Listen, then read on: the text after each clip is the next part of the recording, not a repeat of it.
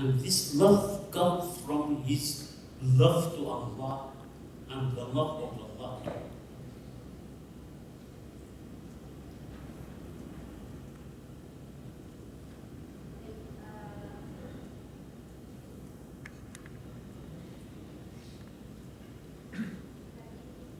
Profesor Malik menjelaskan bahwa betul bahwa orang yang dapat kita teladani dalam mencintai itu adalah Rasulullah, karena beliau dapat memasukkan semua orang ke dalam tembok psikologisnya. Rasulullah dapat merasakan seluruh penderitaan umat muslim, sehingga Rasulullah berkenan untuk mendoakan agar semua orang mendapatkan rahmat dari Allah.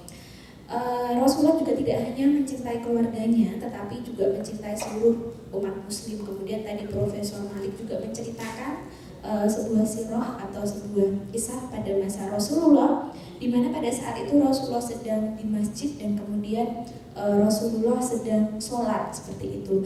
Kemudian ada seorang Arab atau seorang sahabat yang masuk ke dalam masjid dan tidur di atas, tidak sengaja tidur di atas baju beliau.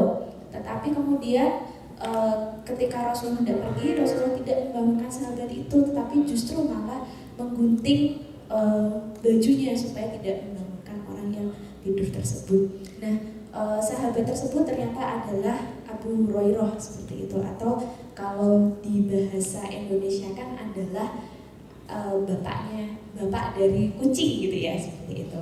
Nah, selama ini kita sering sekali mendengar hadis yang sebagian besar itu diriwayatkan dari Abu Hurairah seperti itu, karena ternyata Abu Hurairah ini sangat setia mengikuti Rasulullah seperti itu, sehingga banyak hadis yang diriwayatkan dari beliau.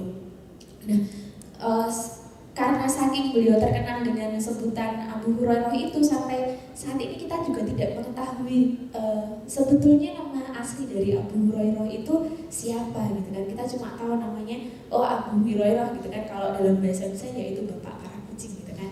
Nah, sebutan ini juga menunjukkan bahwa Rasulullah itu tidak hanya mencintai manusia, tetapi juga mencintai binatang, sehingga dengan sebutan tersebut ketika misalnya binatang itu ditelantarkan, pasti juga akan ditanyai oleh beliau. Nah, Rasulullah ini juga tidak hanya mencintai manusia, mencintai binatang, tetapi juga mencintai orang-orang yang tidak beriman kepada Rasulullah. Beliau di samping itu beliau juga mencintai alam, misalnya beliau mencintai Bukit Uhud, beliau juga mencintai bulan dan bahkan memiliki doa khusus, dan beliau mencintai segala sesuatu yang diciptakan Allah.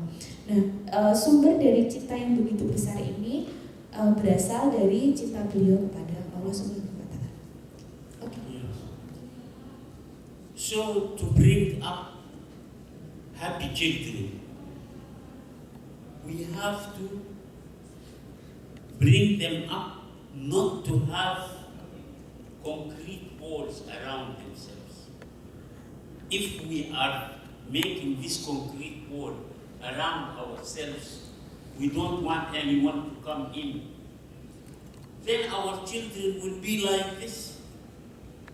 We will bring up selfish people who think about nobody but themselves.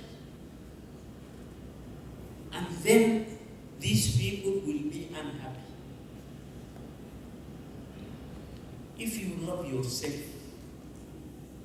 and you make only myself around, you will be the most unhappy person.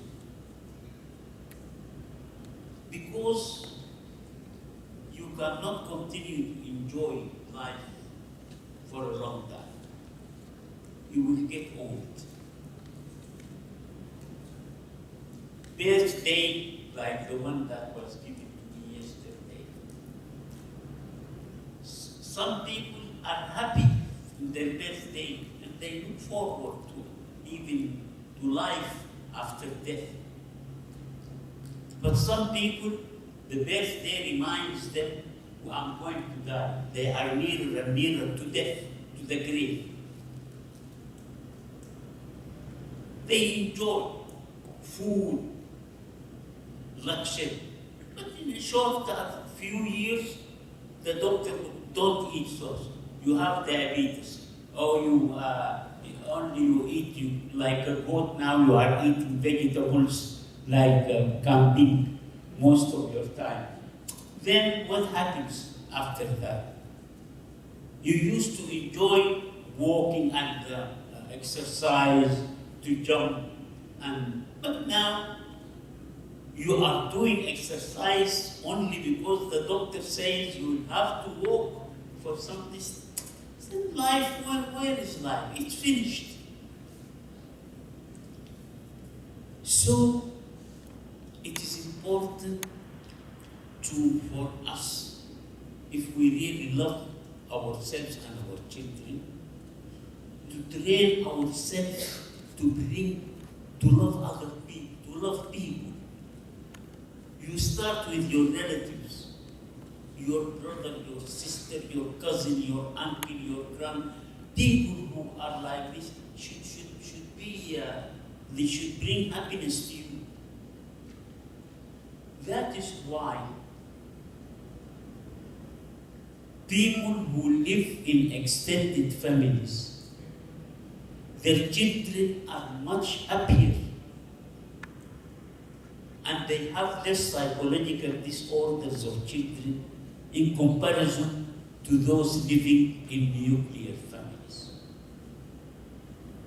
A father and the mother and kids in a flat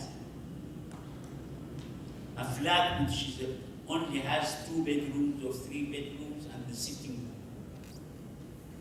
Where will the kids learn to love others?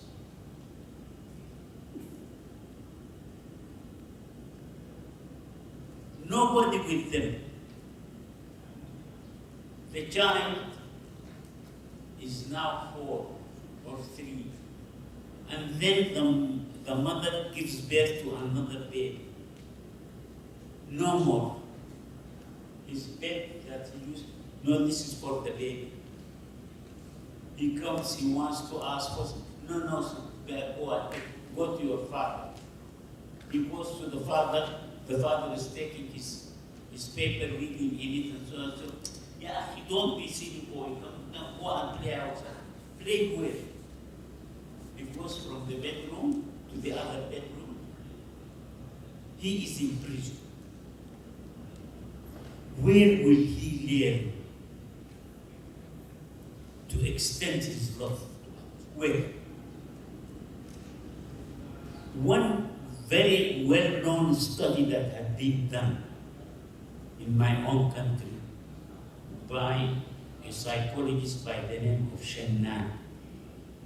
He did an extensive study in Sudan, comparing the children brought up in flats, enclosed families, in unit families, with those living in extended families. The same house, there is the grandfather, there is the grandmother, there are the aunties together, and the kids go from place to place. If the mother is busy with the baby, he goes to his auntie. The grandmother is so happy to hold him, and now this is the way to make the world large.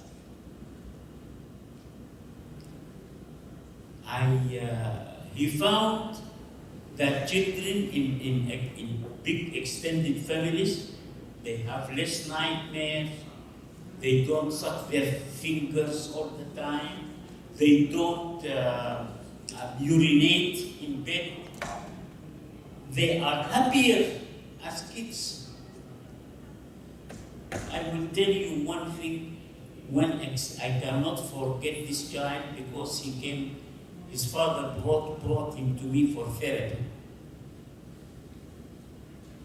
The child they were in Sudan and they came to work in Riyadh. I was in the University of Riyadh.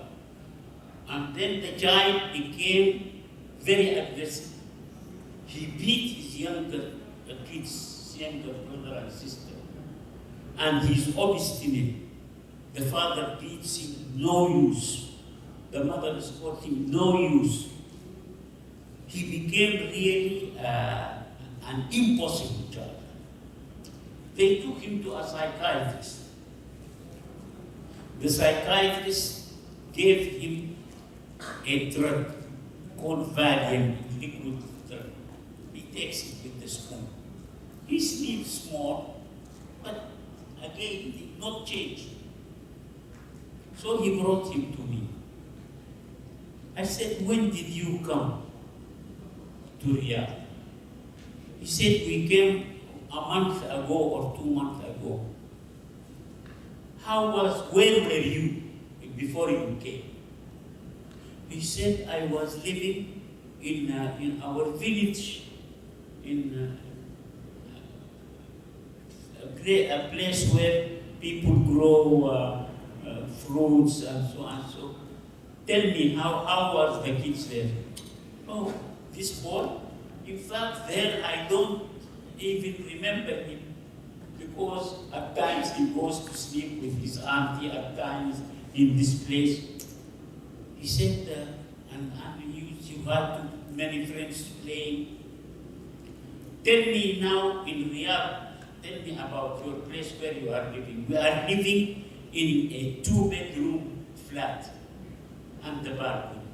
This little boy all of a sudden coming from where in extended place and playing and running into the field, going near the Nile, to come to find himself the only place to move from one bedroom to the other.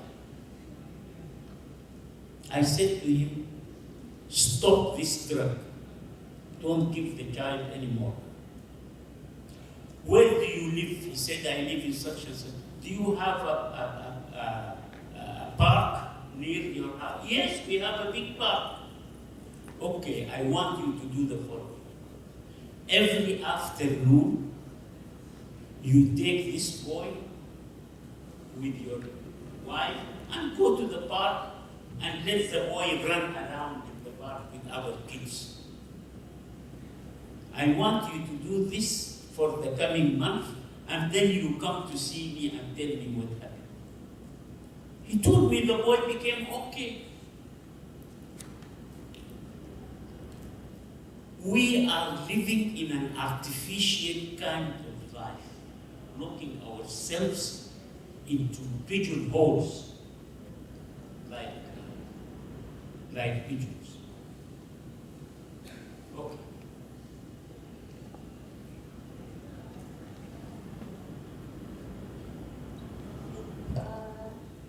Profesor Malik tadi memberikan materi bahwa untuk dapat mencintai anak-anak kita atau untuk dapat mengajari anak-anak supaya dapat mencintai, maka kita tidak boleh memiliki tembok psikologis yang kaku, karena tembok psikologis yang kaku akan menyebabkan anak-anak menjadi pribadi yang egois.